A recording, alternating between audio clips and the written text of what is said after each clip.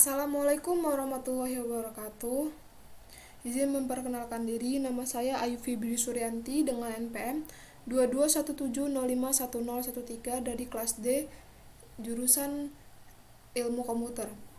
Di sini saya akan menjelaskan tentang arsitektur dan organisasi CPU 8 bit untuk keperluan ujian akhir semester mata kuliah pengantar organisasi komputer. Yang pertama, di sini saya akan menjelaskan tentang struktur dan fungsi CPU.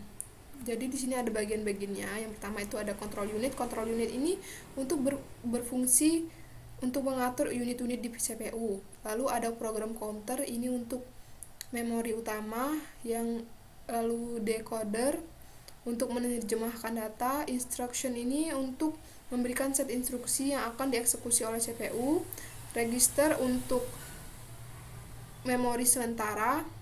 ALU ini berfungsi sebagai tempat proses aritmatika dan logika. Lalu yang ketujuh ada control bus yang berfungsi untuk mensinkronkan perangkat dengan CPU. Yang ke-8 ada ROM, ini untuk membaca data walaupun tanpa arus listrik. Lalu yang ke-9 ada RAM untuk menulis data yang harus dialiri oleh arus listrik. Lalu yang ke-10 ada disk yang berfungsi untuk membaca data. Yang 11 ada video TTY yang fungsinya menunjukkan output dengan standar ASCII.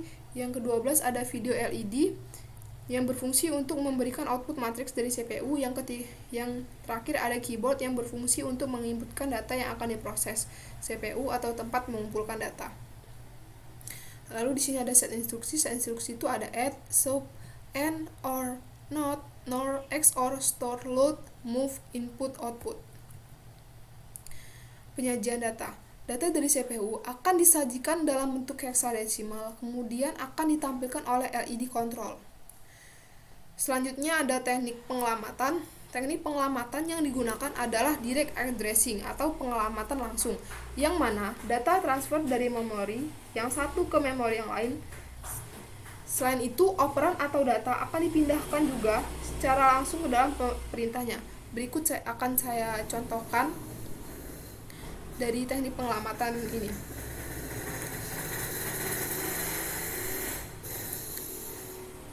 Yang di sini ada CLR. CLR ini gunanya untuk membersihkan RAM. Lalu untuk bagian operasi, untuk memori, di sini ada move AX.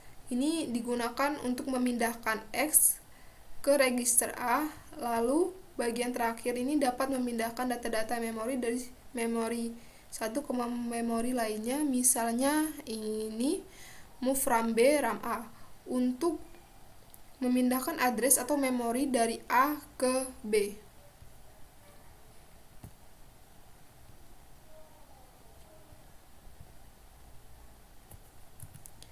Selanjutnya ada pengorganisasian memori.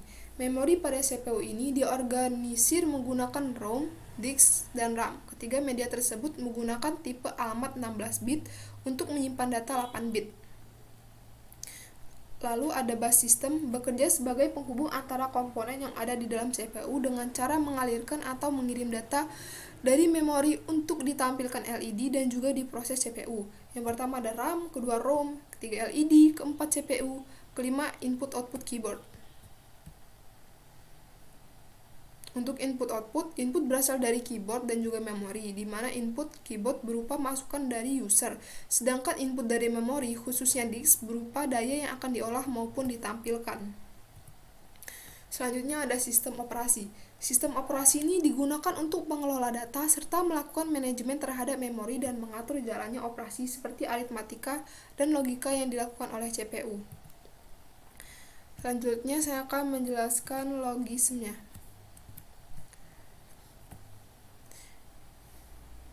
Jadi yang pertama-tama itu kita jalankan dulu CPU-nya.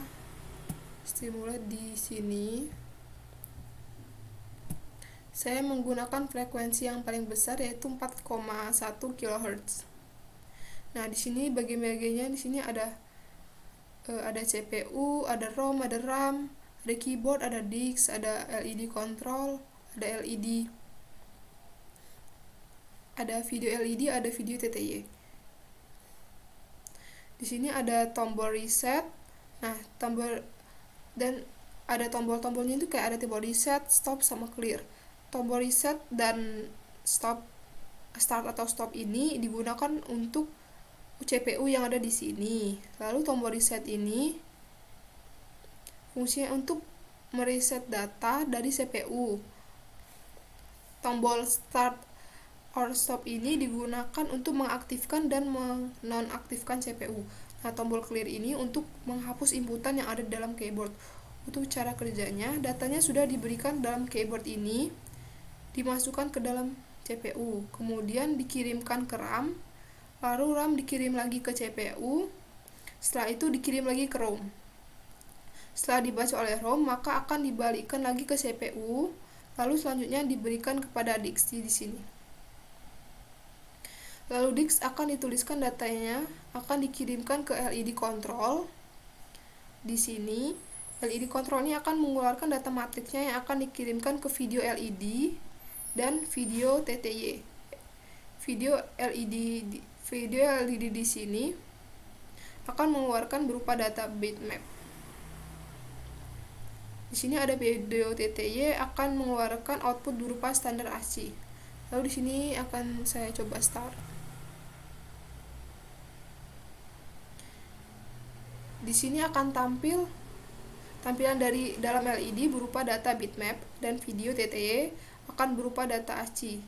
Nah, di sini saya akan mencoba input ke satu. Di sini nih ada logism 8 bit. Dari sini nih ada ALU, ada SRC, ada CPU, ada TXT, ada BMP dan ada SEQ. Di sini saya akan mencoba buat input yang satu.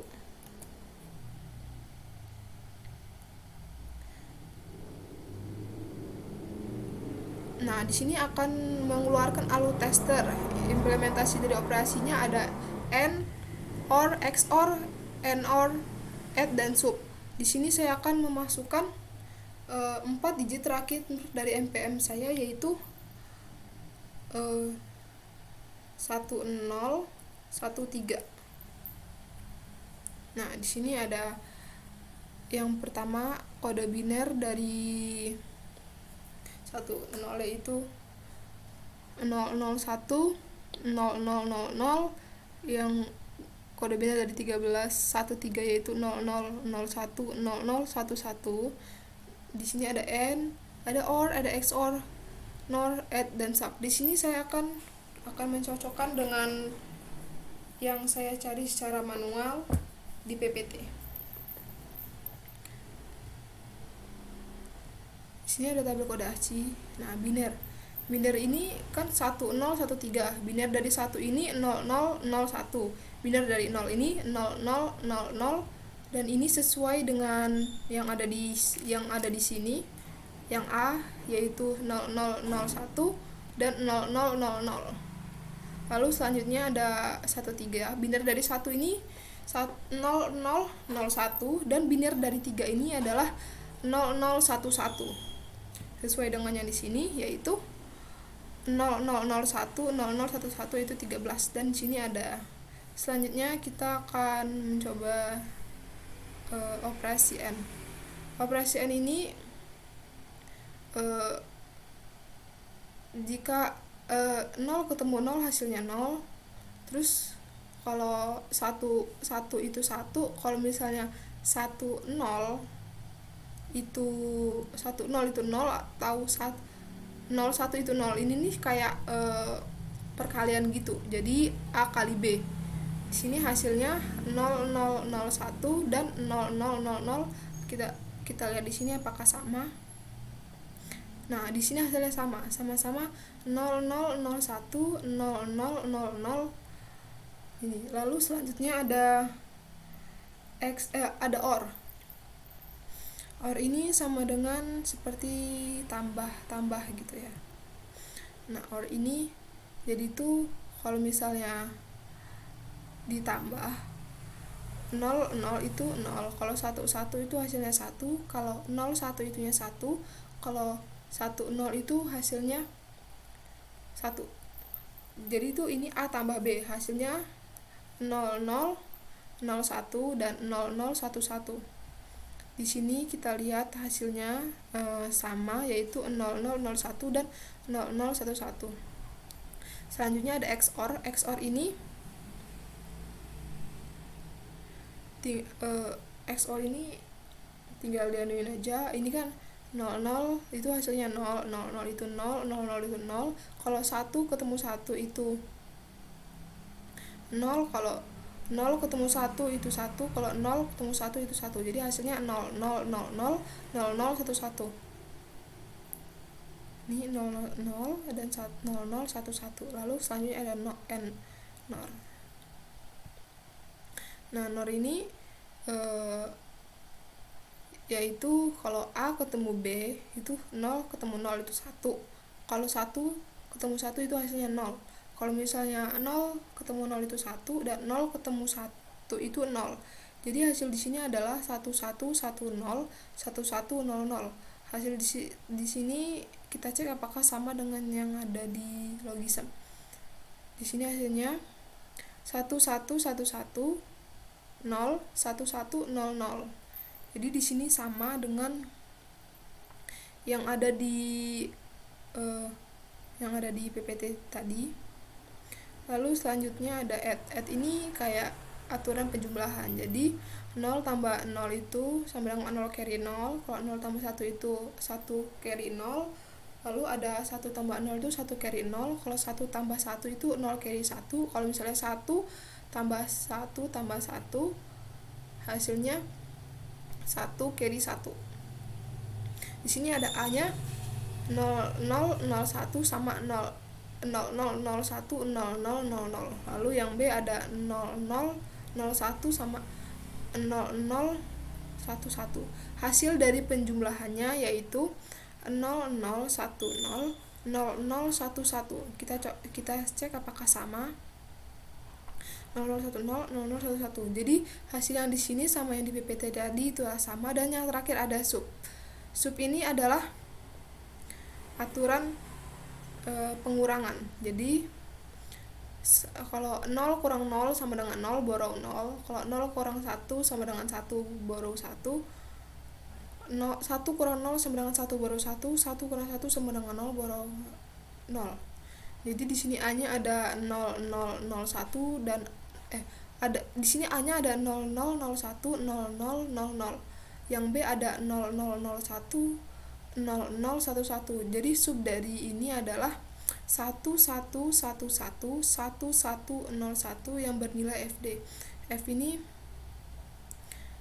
sama dengan 15.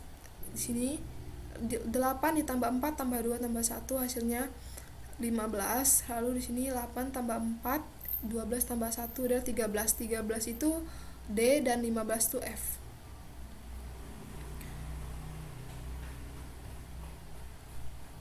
Sekian dari saya. Mohon maaf